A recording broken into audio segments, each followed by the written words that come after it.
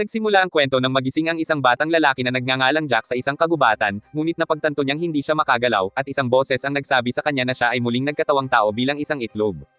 Ipinaliwanag ng boses na isa ito sa kanyang mga kasanayan at ikinwento sa kanya ang iba pa niyang mga istatistika at kakayahan. Inisip niya kung nasa isang laro ba siya, ngunit wala nang ibang masabi ang boses dahil nasa level 1 pa lang siya. Nainis siya rito, ngunit bigla siyang nahulog mula sa isang puno at sinabi sa kanya ng boses na natutunan niya ang falling resistance skill at nakuha pa niya ang titulong clots. Kaya inakala niyang pinagtatawanan siya, ngunit gumulong siya pababa ng bangin at muntik nang mahulog sa tubig. Nakita niya ang kanyang refleksyon at hindi siya makapaniwala dahil talagang naging itlog na siya. Sinabi sa kanya ng boses na isa siyang F-rank na halimaw at mamamatay siya kung mabasag ang kanyang shell. Ang tanging magagawa niya ay gumulong. At habang gumulong siyang muli pababa ng bangin, ang kanyang rolling skill ay umabot sa level 2. Kaya maaari na niyang iwasan ang mga balakid. Ngunit nahulog siya at tinamaan ng pinsala. At napagtanto niya na maaaring mamatay siya kung hindi siya mag-iingat. Kaya nagpa siya siyang magpahinga sandali. Nang gabing iyon, napagtanto niyang nakabawi na siya. Kaya nagpa siya siyang kumilos. At inisip niya kung paano siya mapisa dahil dapat ay magagawa niyang maging dragon. Naisip niya na kailangan niyang mag-level up para mag-evolve, ngunit alam niyang hindi siya sapat na malakas para talunin ang mga kalaban dahil ang magagawa pa lang niya ay gumulong. Nakakita siya ng isang halimaw sa kakahuyan at habang sinusuri niya ang mga istatistika nito, nalaman niya na ito ay tinatawag na dark worm, ngunit napagtanto niya na mahilig itong kumain ng mga itlog. Nakita siya nitong nagtatago sa likod ng isang puno at sinubukan siyang kainin nito, kaya't natarante siya at gumulong palayo, ngunit napansin niya na hindi ito tumitigil sa paghabol sa kanya. Napagtanto niya na kailangan niya itong talunin, ngunit alam niyang matatalo siya kung lalabanan niya ito ng harapan. Kaya kailangan niyang makahanap ng paraan para manalo. Inakay niya ang uod sa gilid ng isang bangin kung saan niya iniiwasan ang atake nito, dahilan para mahulog ito. Napagtanto niya na pagkakataon na niya ito para talunin ito. Kaya dinurog niya ito sa lupa at inakala niyang nanalo siya sa laban, ngunit natarante siya nang bigla itong bumangon muli. Akala niya ay tiyak na siyang mapapahamak, ngunit bigla itong bumagsak. At sinabi sa kanya ng boses na nakakuha na siya ng sapat na XP para maabot ang level 5. Ipinaliwanag nito na maaari na siyang mag-evolve dahil naabot na niya ang pinakamataas na level, ngunit napagtanto niya na mayroon siyang dalawang opsyon. Ang una ay ang maging isang lesser dragon na maaaring lumaki ng kasing laki ng oso at kinatatakutan ito ng mga adventurer dahil sa hininga nito na parang apoy. Ang pangalawang opsyon ay ang maging isang baby dragon na mas mahina at hindi angkop para sa pakikipaglaban, ngunit may potensyal itong mag-evolve sa iba't ibang uri ng dragon. Naiisip niya ang pagpili ng lesser dragon dahil ito ang mas ligtas na opsyon, ngunit bigla siyang nakarinig ng isa pang boses na nagsasabi sa kanya na lumakas at hangarin ang tuktok. Sinabi ng banal na boses na umabot na ito sa level 2. Kaya naisip niya kung ito ba ang level 2 na bersyon na narinig niya lang, ngunit sa tingin niya ay ibang-iba ito. Pinag-isipan niya ang kanyang mga opsyon at napagtanto na ang lesser dragon ay may mas mababang potensyal na lumaki kahit na ito ang mas ligtas na pagpipilian. Kaya nagpa siya siyang piliin ang baby dragon. Habang siya ay nag-e-evolve, sinabi sa kanya ng boses na nakakuha siya ng ilang mga bagong kasanayan. At napansin din niya na bumuti ang kanyang mga istatistika, ngunit napagtanto niya na kailangan niyang magpahinga dahil hindi pa puno ang kanyang HP. Nagpasalamat siya sa bulate sa pagtulong sa kanya na mag-level up, ngunit napansin niya na ang pagtingin dito ay nagpapagutom sa kanya, kaya naisip niya na sinasabi sa kanya ng kanyang dragon instincts na kainin ito. Kahit na sa tingin niya ay nakakadiri ito, pakiramdam niya ay mas mabilis niyang mababawi ang kanyang HP kung kakainin niya ito. Kaya pinilit niya ang sarili na kainin ito. Kinabukasan, tiningnan ni Jack ang kanyang refleksyon at nalaman natin na wala siyang maalala tungkol sa kanyang nakaraang buhay, ngunit sa palagay niya ay muling nagkatawang tao siya sa isang mundo ng RPG. Nakakita siya ng mga bulate na nakapalibot sa kanya, kaya inatake niya ang mga ito at napagtanto na mas madaling mag-level up ngayon na mas malakas na siya. Nakarating siya sa level 3 at natuto ng isang kasanayan na tinatawag na baby breath na ginagamit niya upang sunugin ang mga bulate. Patuloy siyang nangangaso ng mga halimaw at nang makarating siya sa level 7, natutunan niya ang Dragon Punch skill na sumisira sa target gamit ang kanyang nagliliyab na kamao. Sinakal niya ang isang bulate at umabot sa level 15, ngunit bigla siyang nakaramdam ng gutom muli. Kaya napagtanto niya na kailangan niyang kumain. Ngunit nalaman natin na napangiwi siya sa mga bulate at nakakita siya ng mga kabute sa lupa. Kaya nagpa siya siyang kainin na lang ang mga ito. Pagkatapos noon, nakita natin na hindi maganda ang pakiramdam niya dahil nakalalasan ang mga kabute. At sinabi sa kanya ng boses na ang kanyang cloth skill ay umabot na sa level 3. Kaya inisip niya na pinagtatawanan na naman siya nito. Naghanap siya ng ibang biktima dahil ayaw na niyang kumain muli ng mga bulate. At bigla siyang nakakita ng isang kulay abong lobo. Napagtanto niya na kaya niya itong talunin dahil mas mataas ang kanyang mga stats. Kaya ginamit niya ang kanyang Dragon Punch para patumbahin ito at lutuin ito gamit ang kanyang baby breath. Napansin niya na amoy barbecue ito at namangha siya sa sobrang sarap nito. Kaya't nasiyahan siya sa kanyang pagkain at nagpatuloy sa pangangaso ng mga Grey Wolf. Nakarating siya sa level 20 at napagtanto na maaari siyang mag-evolve muli sa level 25, ngunit napansin niya na bumabagal ang kanyang pag-unlad. Nababagot siya dahil ang banal na boses lamang ang nakakausap niya at bigla siyang nakarinig ng mga tao sa kakahuyan, ngunit hindi niya maintindihan ang kanilang sinasabi. Nakakita siya ng isang grupo ng mga adventurer at napagtanto na mas malakas siya kaysa sa kanila, ngunit maaari pa rin nila siyang patumbahin kung magtutulungan sila. Alam niyang hindi niya sila makakausap dahil isa siyang dragon, ngunit sinubukan niya silang akitin gamit ang kanyang kakyutan dahil gusto niya maging kaibigan nila. Nakita niya silang nag-uusap kaya inakala niyang gumagana ang kanyang plano, ngunit biglang inatake siya ng kanilang pinuno, si Daz, at gumamit ang kanilang salamangkero ng isang spell para paralisahin siya.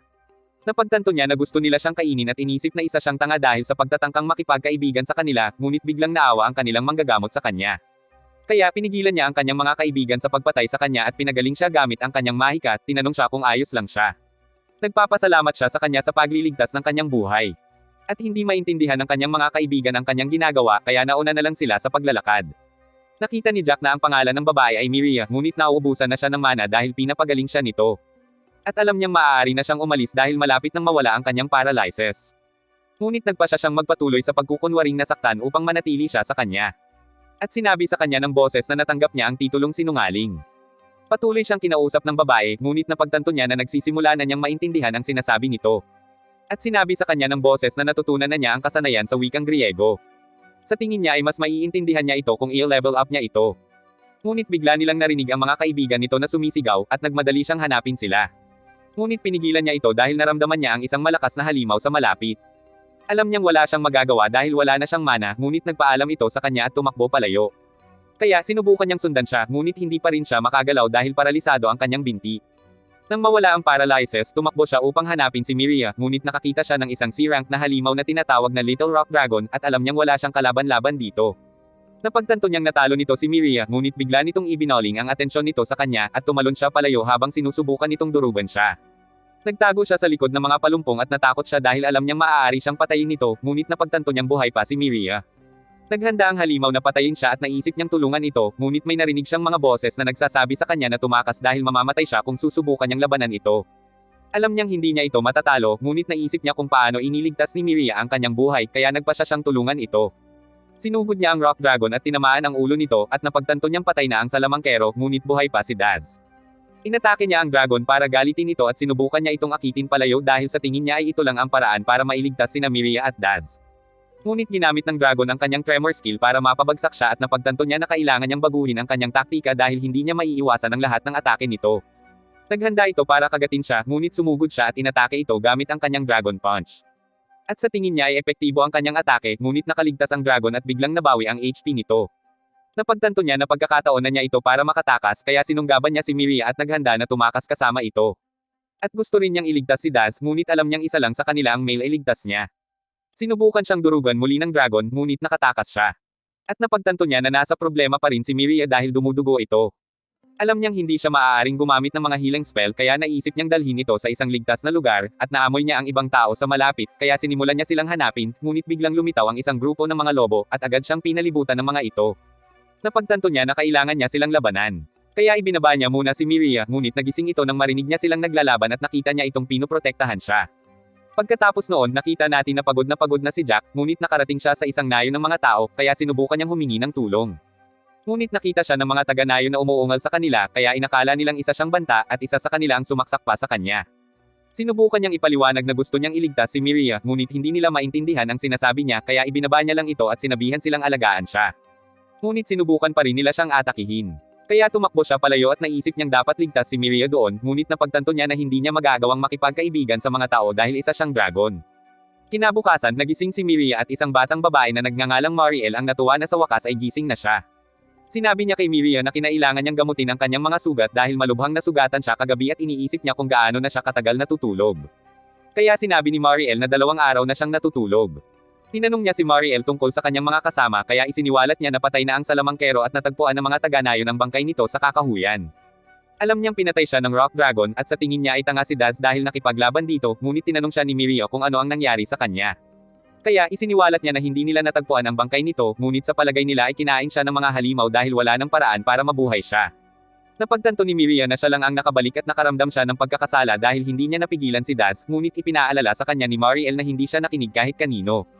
Sa isang flashback nakita natin si Daz habang pinapatay niya ang isang lobo na sumalakay sa nayon, at pinuri siya ng mga bata dahil sa pagtalo nito, ngunit sinabi niya sa kanila na hindi siya naroon para pahangin sila. Nalaman natin na lagi niyang pinoprotektahan ang kanilang nayon mula sa mga halimaw kaya naman iniidolo siya ng mga bata. Ngunit isang gabi, nakita siya ni Miria na nakikipagtalo sa kanyang mga kaibigan dahil sinabihan nila siyang hindi niya matatalo ang Rock Dragon. Ipinaalala nila sa kanya na tumakas siya noong huling beses na nilabanan niya ito, ngunit sinabi niya sa kanila na iba na ang mga bagay ngayon at determinado siyang patunayan na mali sila. Inanyayahan niya si Miria na sumama sa kanya habang hinuhuli niya ang dragon, ngunit ipinaalala sa kanya ni Miria na sinabihan sila ni Mariel na lumayo dito dahil ito ang pinakamalakas na halimaw sa lugar. Inaangkin niya na nakuha na niya ang pahintulot nito at ipinaliwanag na maaari siyang mamatay kung wala siyang manggagamot. Kaya kailangan niya si Miria na sumali sa kanyang grupo.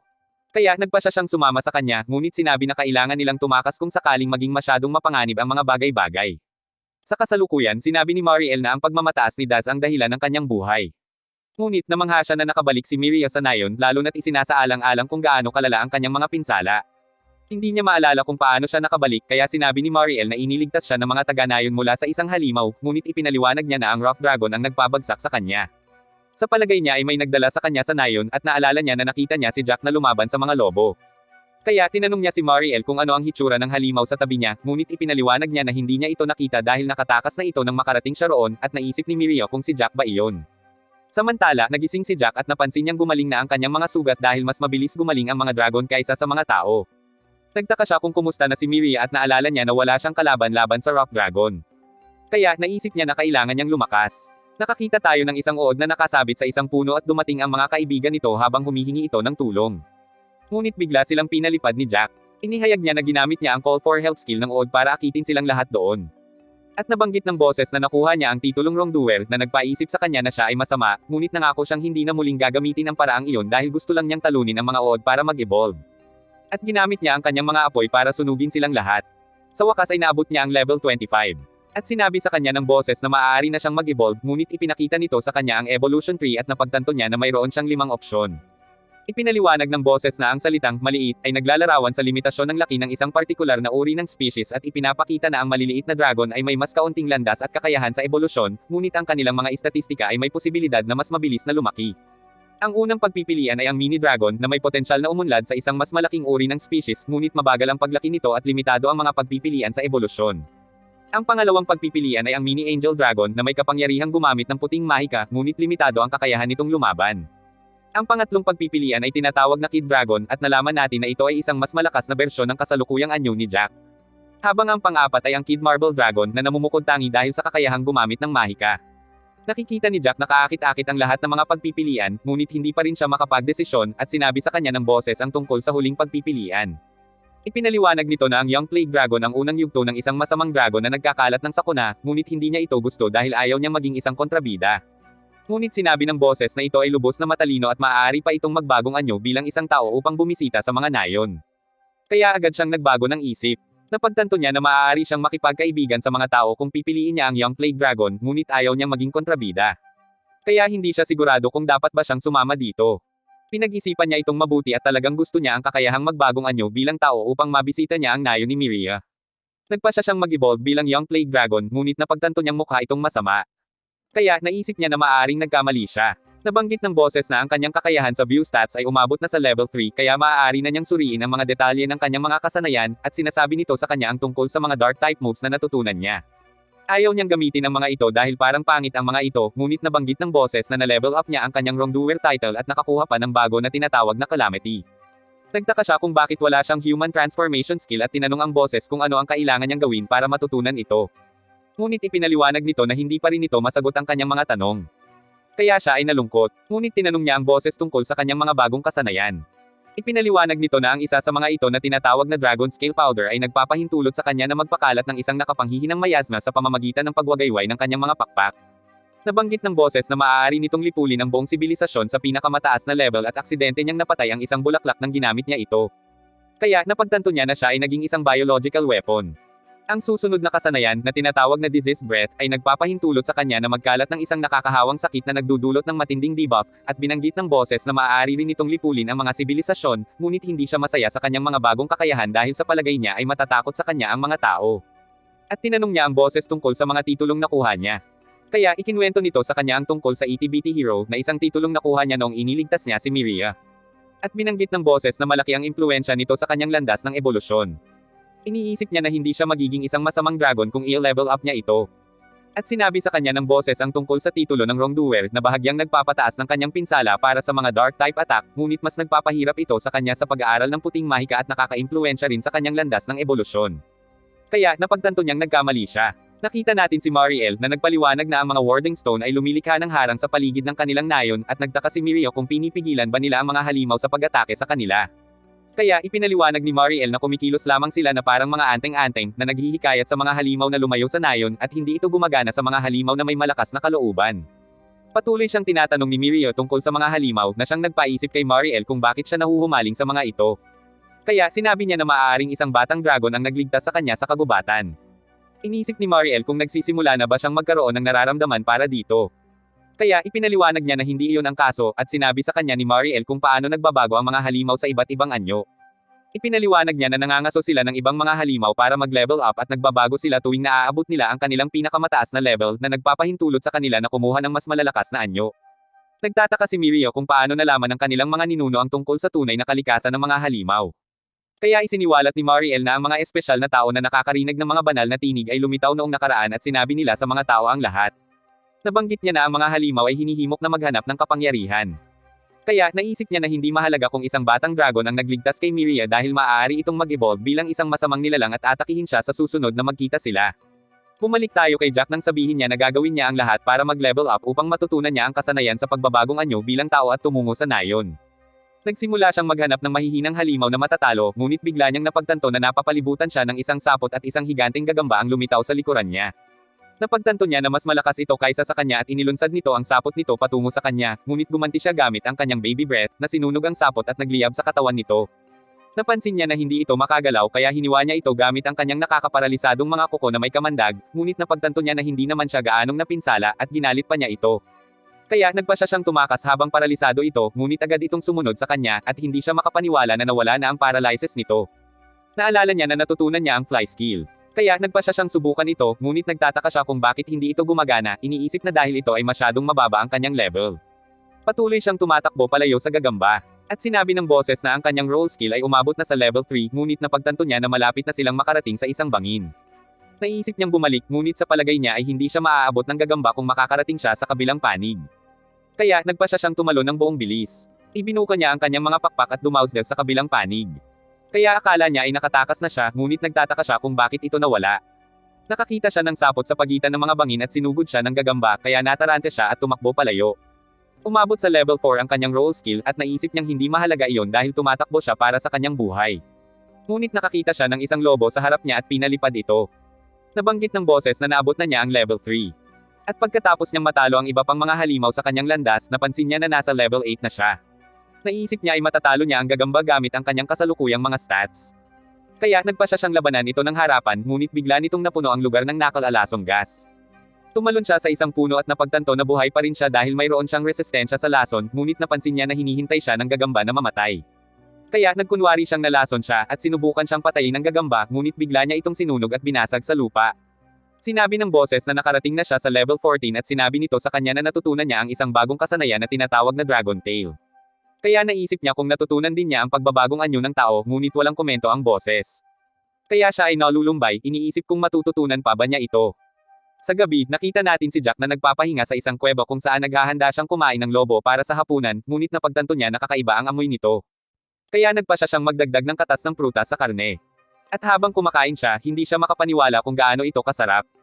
Pagkatapos niyang masiyahan sa kanyang pagkain, nagpa siya siyang gawing base ang kuweba at tipunin ang prutas na ginamit niya bilang pampalasa. Ngunit alam niyang basa at malagkit ito kaya naisip niyang patuyuan ito sa labas sa araw, iniisip na ito ang pinakamahusay na paraan upang mapreserba ito. Iniisip niya kung ang kanyang kasanayan sa pagluluto ay magpapasikat sa kanya sa mga taga-nayon, ngunit sa palagay niya ay hindi ito mangyayari maliban kung makuha niya ang kasanayan sa pagbabagong anyo dahil alam niyang nakakatakot ang hitsura niya. Samantala, nakita natin si Miria na nakikipag-usap sa isang matandang lalaki na nagngangalang Bertz na nagsabi sa kanya na nakita niya si Daz habang ito ay nangingisda. Sinabi niya na naglalakad si Daz sa kakahuyan, ngunit hindi siya nito kinausap at nagpatuloy lang siya sa paglalakad hanggang sa mawala ito. Inakala ng ibang mga taga-nayon na nag-iimahinasyon lang si Bertz, ngunit nais itong imbestigahan ni Miria. Kaya tinanong niya si Mariel kung maaari siyang pumunta sa kagubatan, ngunit tumanggi siyang payagan si Miria na pumunta roon dahil masyadong mapanganib at sinabihan siyang huwag mag-alala dahil hihilingin niya sa guild na hanapin si Daz. Kinabukasan, nakita natin si Jack na naghuhugas ng mukha, ngunit nakakita siya ng puddle sa lupa at naisip na ito ay isang halimaw. Sinubukan niyang suriin ang mga stats nito, ngunit biglang sumakit ang kanyang ulo at sinabi sa kanya ng boses na ang kanyang view stat skill ay hindi makapagbibigay sa kanya ng impormasyon tungkol dito. Ang kanyang skill ay umabot sa level 4 kaya sinubukan niya itong gamitin muli, ngunit malabo ang mga stats nito at natarante siya sa pag-iisip na baka patayin siya nito. Ngunit doon nagtatapos ang video na ito. Kung gusto mong makakita ng higit pa sa seryeng ito, ipaalam sa akin sa mga komento sa ibaba. Salamat sa panonood at magkikita tayo sa susunod.